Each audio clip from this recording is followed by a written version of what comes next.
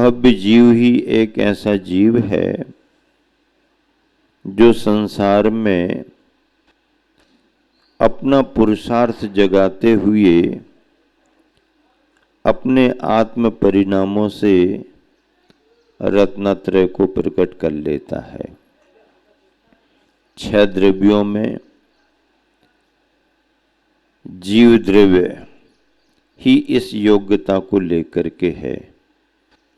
पुद्गल, धर्म, अधर्म, आकाश, काल, इनमें योग्यता ही नहीं है।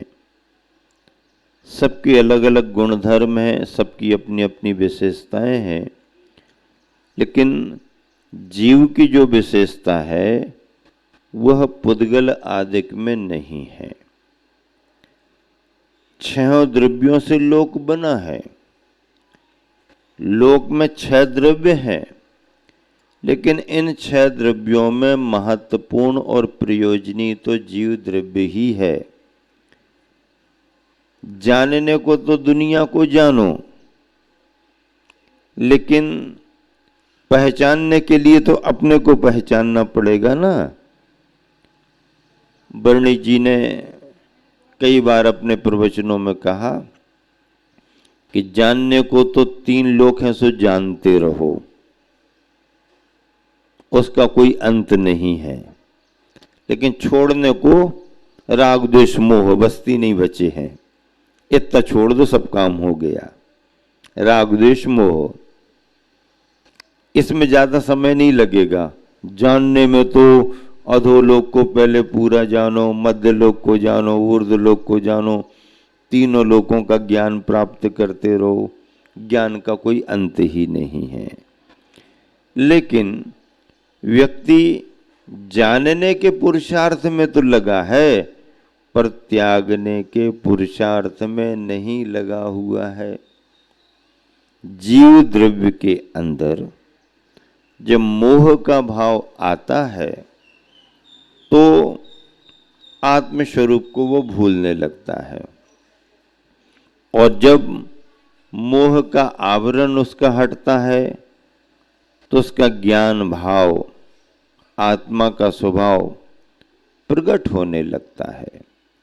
सम्यक दृष्टि की यही एक पहचान मानी गई है कि उसकी दृष्टि में परिवर्तन आ जाता है, दृष्टि में उसके निर्मलता आ जाती है, दृष्टि में उसके तत्व ज्ञान आ जाता है, और वह अपने श्रद्धानात्मक परिणामों से, श्रद्धानात्मक परिणाम है अभी उसके, चारित्र का तो कोई संबंध ही नहीं है, श्रद्धानात्मक परिणाम है। उन श्रद्धानात्मक परिणामों से अपने ज्ञान को समीचीन बनाते हुए चारित्र के क्षेत्र में आगे बढ़ता है। बढ़ना ही पड़ेगा, क्योंकि जैसे बीज की सुरक्षा अगर करनी है तो उपाय क्या है? आपको अपने बीज को सुरक्षित रखना है तो उसका उपाय क्या है? बीज को सुरक्षित क्यों रखना? क्योंकि हवा पानी का प्रभाव न पड़े, कोई जीव जंतु से बीज बाधित न हो जाए, घुन वगैरह न लग जाए, इससे बचाने के लिए और बीज को सुरक्षित रखने के लिए आप क्या उपाय करते हैं? कोई कहेगा ऐसा करो, बीज को अच्छे बोरी में बांध करके रख दो, एयर टाइट स्थान पर रख दो जहां हवा पानी का असर ना पड़े, पैक करके रख दो, बीज सुरक्षित रहेगा। कितने समय तक सुरक्षित रहेगा? कब तक सुरक्षित रहेगा? नहीं, आप कितने भी साल रखे रहो, बीज सुरक्षित रहेगा। बाहर से आपको दिखेगा कि सुरक्षित है, वह बीज समय पा करके अपने आप परिवर्तन करने लगता है। अगर ऐसा उपाय नहीं है तो ऐसा करो, बीज को बेच दो, पैसा रख लो, जब जरूरत पड़ेगी पुनः बाजार में जाके खरीदेंगे।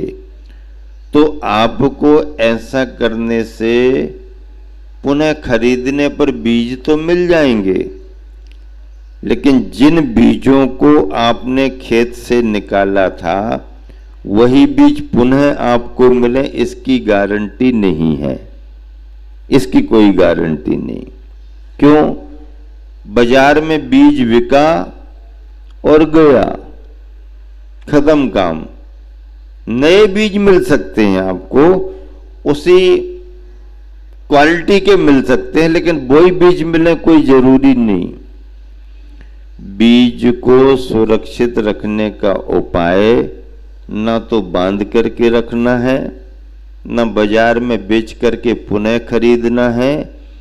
बीज को सुरक्षित रखने का उपाय समय पा करके जमीन में बोते रहो। इस साल जो फसल आई उसी के बीज पुनः बोएंगे तो वही बीज फिर आएगा, वही बीज फिर आएगा, वही बीज फिर आएगा, और बीज सुरक्षित रहेंगे, बीजों की परंपरा चलेगी। बीज की सुरक्षा कब है? जमीन में बोने में है। सम्यक दर्शन, सम्यक ज्ञान भी बीज की तरह ही है। इनकी सुरक्षा कब है? चर्चा करते रहने में, एक दूसरे को समझाते रहने में, ग्रंथों में लिख देने में नहीं। सम्यक दर्शन, सम्यक ज्ञान की सुरक्षा इसमें नहीं होगी। तो कब होगी?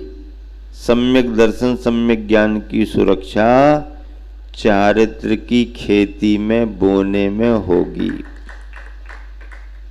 चारित्र की जमीन में बोना पड़ेगा, और अगर चारित्र की जमीन में नहीं बोते हो तो जैसे बीज नहीं बोने पर बीज में घुन लग जाता है, ऐसे ही सम्यक दर्शन के बीज में भी घुन लग जाएगा।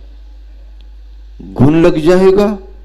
सम्यक दर्शन के बीज में घुन लग जाएगा? हाँ, सम्यक दर्शन के बीज में भी घुन लग जाएगा। घुन लग जाएगा तो क्या होगा? ऊपर ऊपर दिखता रहेगा, अंदर से खोखला हो जाएगा। बीज में घुन लगता है ये तो हमने सुना है, देखा है, लेकिन सम्यक दर्शन में घुन कैसे लगता है? आचार्य महाराज कहते हैं कि अनंतानुबंधी कसाय जो तुम्हारी सत्ता में बैठी है ना, इस अनंतानुबंधी कसाय के 4 कीड़े हैं। अनंतानुबंधी संबंधी, अब प्रत्याख्यान प्रत्याख्यान की बात नहीं कर रहे। अनंतानुबंधी कसाय जो तुम्हारी सत्ता में बैठी है, उसके क्रोध, मान, माया, लोभ, ये 4 कीड़े ऐसे हैं कि जरा सी आपने असावधानी की, ये अनंतानुबंधी के कीड़े तुम्हारे सम्यक दर्शन को खा जाएंगे, घुन लग जाएगा उसमें। क्यों? क्योंकि अभी हमारे पास 6 सम्यक दर्शन है ना। 6 सम्यक दर्शन अगर हो गया तो फिर घुन नहीं लगेगा। क्यों नहीं लगेगा? क्योंकि अनंतानुबंधी कसाय की चौकड़ी को नष्ट करके ही हमने 6 सम्यक दर्शन प्राप्त किया है। और जब अनंतानुबंधी कसाय की चौकड़ी ही नष्ट कर दी है तो फिर उसका घुन नहीं लग पाएगा। अब प्रत्याख्यान से कोई बाधा नहीं है, प्रत्याख्यान संजुलन बने रहे, सम्यक दर्शन बना रहता है। अब प्रत्याख्यान की मौजूदगी में भी सम्यक दर्शन बना रहता है। बाधा किससे है? अनंतानुबंधी कसाय के कीड़ों से बाधा है। और ऐसे अनंतानुबंधी कसाय के कीड़े हमारे 6 सम्यक दर्शन को बाधित ना कर पाए तो इसका उपाय क्या है? अपने सम्यक दर्शन के बीज को चारित्र की भूमि में बोते रहो। मान लो हम देश व्रत, महाव्रत नहीं ले पा रहे हैं तो फिर कैसे सुरक्षित करें अपने सम्यक दर्शन को? तो आचार्य कुंद स्वामी ने अष्टपाहुड़ में कहा है कि अपने छेवोपम सम्यक दर्शन को बिना संयम लिए भी अगर निर्दोष बनाए रखना है, सुरक्षित रखना है, तो क्या करना पड़ेगा? सम्यक्त्वाचरण चारित्र का पालन करना पड़ेगा। सम्यक्त्वाचरण चारित्र तो इस नाम का कोई चारित्र नहीं है। सामायिक, छेदोपस्थापना, परिहार, विशुद्धि, सूक्ष्म, संप्रय, यथाख्यात नाम के चारित्र हैं। सम्यक्त्वाचरण क्या हो गया? सकल चारित्र का उद्देश्य चारित्र का, ये सम्यक्त्वाचरण चारित्र क्या है? तो आचार्य कुंद स्वामी ने कहा कि अपने सम्यक दर्शन को निर्दोष बनाए रखने के लिए सम्यक्त्वाचरण चारित्र के पालन का मतलब है सम्यक दर्शन के अंगों को निर्दोष बनाना। सम्यक दर्शन के 8 अंग हैं। निह संकेत, निह कांक्षित, निर्विचिकित्सा, अमूढ़ दृष्टि, उपगुहन, स्थितिकरण, वात्सल्य और प्रभावना, ये 8 अंग हैं। इन 8 अंगों का पालन करना पड़ेगा। नहीं, हम तो ज्ञान करते रहेंगे, स्वाध्याय करते रहेंगे, स्वाध्याय करते करते भी तुम्हारा कुछ होगा नहीं। स्वाध्याय करने से होगा तो, क्योंकि हम भी प्रेरणा देते हैं स्वाध्याय करो। स्वाध्याय करने का मतलब है कि स्वाध्याय करते करते इतना ज्ञान प्राप्त करो कि जिससे तुम्हारा सम्यक दर्शन और सम्यक चारित्र सुरक्षित रहे। चौथा गुण स्थान है अविरत सम्यक दृष्टि की अवस्था है। चौथे गुण स्थान का नाम क्या है? अब गुणायतन वालों को तो गुण स्थान याद रखना पड़ेंगे ना, है? परीक्षा लेंगे हम तुम्हारी। पहला गुण स्थान क्या है, दूसरा गुण स्थान क्या है, तीसरा गुण स्थान क्या है, चौथा, पांचवा, छठवां, सातवां, आठवां, नौवां, 10वां, 11वां, 12वां, 13वां, 14वां। छाबड़ा जी, क्या अजमेरा जी, सारे गुण स्थानों के नाम याद हो ना? हाँ, गुण स्थान सम्यक दर्शन होने पर कौन सा गुण स्थान बनता है? चौथा गुण स्थान बनता है। कौन सा बनता है निर्मल जी? पक्का? चौथे गुण स्थान का नाम क्या है? अविरत सम्यक दृष्टि। सम्यक दृष्टि है पर अविरत है, उसको असंयत सम्यक दृष्टि भी कहते हैं। क्या कहते हैं? असंयत सम्यक दृष्टि, अर्थात जो सम्यक दृष्टि अभी विरत नहीं है, जो सम्यक दृष्टि अभी संयम में नहीं आया, ऐसा अविरत असंयत सम्यक दृष्टि इसका चौथा गुण स्थान होता है। अब ये चौथा गुण स्थान तीर्थंकर भगवंतों को भी जन्म से सम्यक दर्शन लेकर के आते हैं। तद्भव मोक्षगामी रहते हैं तीर्थंकर।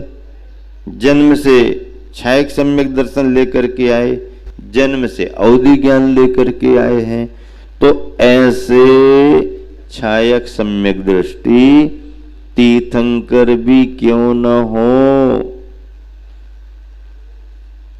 जब तक उनके साथ संयम नहीं जुड़ता है उनका भी मोक्ष मार्ग अधूरा माना जाता है।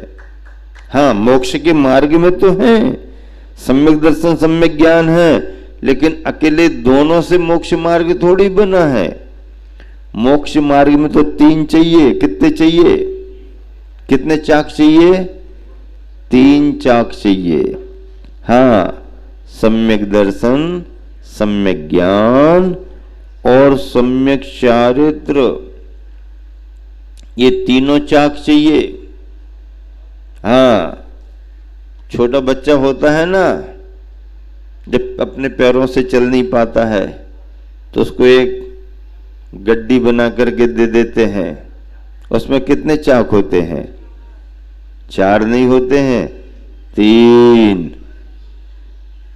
अब 4 की बना दी हो तो बात अलग है, क्योंकि है अब आजकल पता नहीं नए नए आविष्कार होते रहते हैं। अपन तो जब छोटे थे तो 3 पहिए वाली पकड़ाते थे, आगे का 1 और पीछे के 2, पकड़ लो और वो आगे आगे बढ़ रही है, तुम पीछे पीछे चलते चलो। तो ये रत्नत्रय के चाक हैं, सम्यक दर्शन, सम्यक ज्ञान, सम्यक चारित्र लो और आगे बढ़ते जाओ। छायक सम्यक दृष्टि है तीर्थंकर, तद्भव मोक्षगामी है, अवधि ज्ञानी है, तो भी उनका मोक्ष मार्ग अधूरा है। क्यों अधूरा है? क्योंकि अभी सम्यक चारित्र जुड़ा नहीं है।